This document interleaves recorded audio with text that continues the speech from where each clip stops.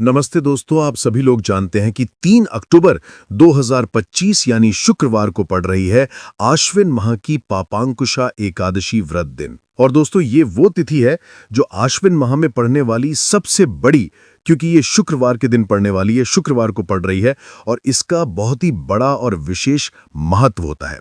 अगर कभी भी मौका लग जाए और आश्विन माह की एकादशी को पड़ जाए तो आप लोगों को एक हरा नींबू वाला उपाय तो अवश्य ही करना चाहिए।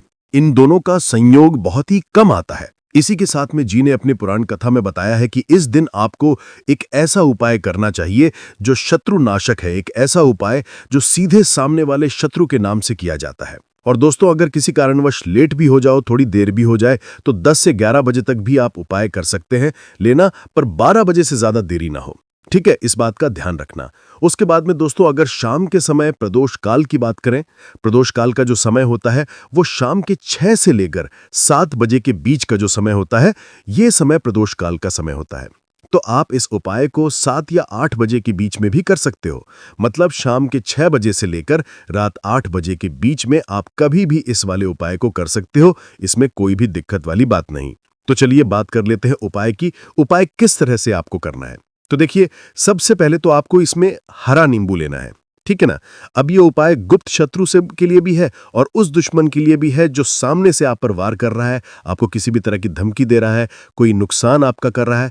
वो शत्रु भी परास्त हो जाएगा और जो आपके पीठ पीछे आपका बुरा कर रहे हैं, क्योंकि देखिए, जो गुप्त शत्रु होते हैं ना, इनका ना तो हमें नाम पता होता है, ना इनका एड्रेस पता होता है, ना ये पता होता है कि कितने शत्रु हैं, है ना। क्योंकि ये तो गुप्त तरीके से शत्रुता करते हैं और गुप्त शत्रु के बारे में किसी को कुछ पता नहीं चल पाता है। बहुत कम लोग होते हैं, जान जाते हैं कि हाँ, किसी ने कुछ करवा रखा है, फिर भी ये नहीं जान पाते हैं कि कौन व्यक्ति है जो ऐसा करवा रहा है ना। ये बहुत मुश्किल है पता करना। लेकिन अगर आपको आपके दुश्मन का नाम नहीं पता, आपका दुश्मन कहाँ रहता है ये भी नहीं पता, कौन आपसे शत्रुता कर रहा है ये भी नहीं पता, फिर भी ये उपाय आप करिए। क्योंकि जो दुश्मन है, जो शत्रु है, इस उपाय को करने से आप देखेंगे कि वो तुरंत आपके जीवन से दूर हो जाएगा और उसका किया कराया भी दूर हो जाएगा। जो भी आपके ऊपर करवा रखा होगा, आपके व्यापार पे करवा रखा होगा, क्योंकि बहुत सारी उच्चाटन और बंधन बार की क्रियाएं हैं जो लोग करवा देते हैं बहुत सारे तांत्रिकों के पास जाकर, और भी बहुत सारी जगहों पर जाके लोगों के साथ बहुत कुछ गलत करवाते हैं। लेकिन आप विश्वास मानिएगा, इस उपाय को करने से जितनी भी क्रियाएं हैं ऐसी, वो सब कट जाती हैं। और इस उपाय को करने से घर बैठे आपके शत्रु जो हैं वो दूर हो जाते हैं। मतलब कहीं जाने की आपको आवश्यकता नहीं पड़ती है। तो चलिए बात कर लेते हैं उपाय की। देखिए, इसमें हरा नींबू आपको लेना है। नींबू बिल्कुल दागी सा ना हो। आपने देखा होगा कि कभी कभी नींबू के ऊपर छोटा छोटा दाग, है ना, आ जाता है, या नींबू थोड़ा सा खराब होता है। लेकिन आप कभी भी उपाय के लिए खराब नींबू ना लें। एकदम साफ सुथरा सा नींबू आपको लेना है। और एक पीला नींबू भी आता है। पीला नींबू बिल्कुल आपको इस उपाय में नहीं लेना है। लेना हरे रंग का ही नींबू है, ग्रीन कलर का। इसी के साथ आपको एक काले रंग का पेन लेना है। काले रंग का कलम आपको लेना है। कलम कोई सा भी आप ले सकते हैं, कोई भी पेन ले सकते हैं, हाई स्केच ले सकते हैं, मार्कर ले सकते हैं। ठीक है ना, कोई भी पेन आप ले लीजिए। अब आपको क्या करना है, ये दोनों चीजें लेकर अपने घर में एकांत में बैठ जाना है, जहां इस उपाय को करते समय आपको कोई रोके टोके ना, है ना। ऐसी जगह पर करेंगे, चाहे कमरा है आपके घर में ऐसा, या कोई भी गैलरी, बरामदा, जहां इस उपाय को आप करें और आपको कोई रोके टोके ना। भले ही उपाय के बारे में सबको पता है आपके घर में, फिर भी उस समय कोई आपको डिस्टर्ब ना करे, है ना। इस तरीके से आपको उपाय करना है। तो देखिए, सबसे पहले नींबू आपने क्या करना है, नींबू पकड़ना है हाथ में और काले रंग के पेन से इस नींबू के ऊपर अपने दुश्मन का, अपने शत्रु का नाम लिख देना है। अब बहुत सारे लोग कहेंगे कि हमें तो ऐसे ऐसे शत्रु हैं हमारे जीवन में जो गुप्त हैं, जिनको हम जानते भी नहीं, उनका नाम कैसे लिखेंगे। तो देखिए, अगर शत्रु का नाम ही नहीं जानते, ये भी नहीं जानते कि कितने ही शत्रु हैं, तो केवल आप उस नींबू पर शत्रु लिख दें। देखिए, जब आप केवल शत्रु लिखते हैं ना, इससे आपके सारे दुश्मन, सारे शत्रु ही परास्त हो जाते हैं, सभी के सभी का सफाया हो जाता है।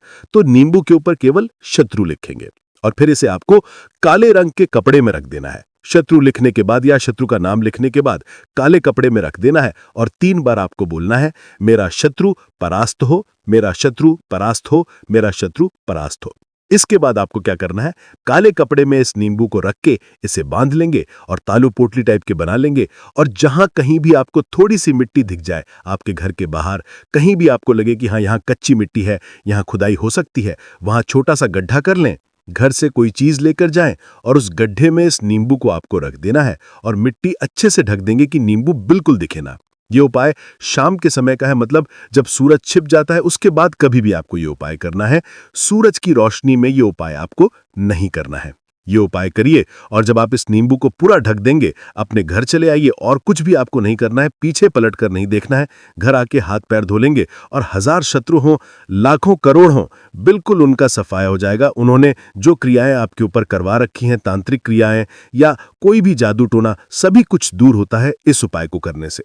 तो करिए ये उपाय और इसका चमत्कार देखिए।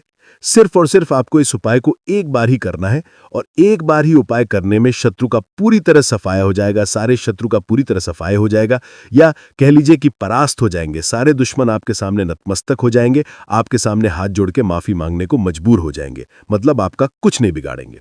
तो देखिए, नींबू जो है ये साधारण नहीं होता है।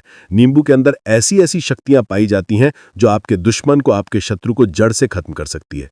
आपने देखा होगा कि जो भी लोग अपना व्यापार शुरू करते हैं या जो भी बिजनेस करते हैं, दुकान खोलते हैं, छोटा मोटा व्यापार जैसा भी काम करते हैं, वहां पर नींबू मिर्च जरूर लगाते हैं। क्योंकि देखिए, जो नींबू और मिर्च होती है यह आपके जीवन में और बढ़ाने का काम भी करती है। क्यों? क्योंकि नींबू और मिर्च जो होता है, इसे जब आप अपने घर के दरवाजे पे या दुकान पे, शॉप पर लगाते हैं, इससे कभी भी आपके दुकान को, शॉप को नजर नहीं लगती है, पूरी नजर को बाहर ये रोक देती है। साथ ही साथ जो नींबू होता है, ये शत्रु से छुटकारा दिलाने के लिए, दुश्मनों को दूर करने के लिए बहुत उत्तम होता है। तो उपाय करें, आपको लाभ जरूर होगा। अब हम बात करते हैं दूसरे विशेष उपाय की। देखिए, ये उपाय भी आपको तुलसी जी के पौधे के वहां पर करना है और साथ में लेना है एक कमलगट्टा। ये केवल उपाय शुक्रवार पापांकुशा एकादशी व्रत के दिन करना है और एक कमलगट्टा डाला। अब आपको तुलसी जी के वहां पर जाना है। देखिए, जब आप हल्दी डालोगे जल के पात्र के अंदर, तब आपको ओम नमो भगवते वासुदेवाय का 11 बार जाप करना है, फिर हल्दी डालना है। जब आप कमलगट्टा 12 डालोगे, तब आपको ओम श्री है नमः या ओम महालक्ष्मी नमः इस मंत्र का जाप करते हुए कमलगट्टा डालना है। 11 बार जाप करना है, ठीक है।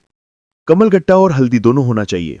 कमलगट्टा महालक्ष्मी का प्रतीक माना जाता है और हल्दी जो है वो भगवान विष्णु के निमित्त आप हल्दी डालेंगे, ठीक है।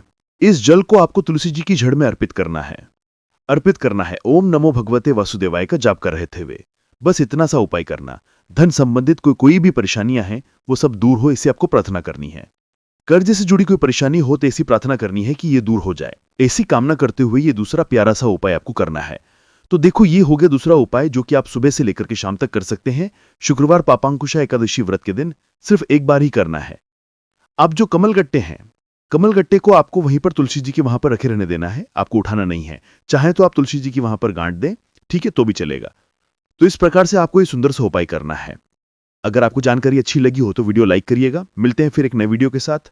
श्री शिवाय नमस्तुभ्यम। अगर आपको वीडियो पसंद आया तो इसे लाइक और दोस्तों के साथ शेयर जरूर कर दें और ऐसे ही ज्ञानवर्धक वीडियो सबसे पहले देखने के लिए हमारे इस YouTube चैनल को जरूर सब्सक्राइब कर लें।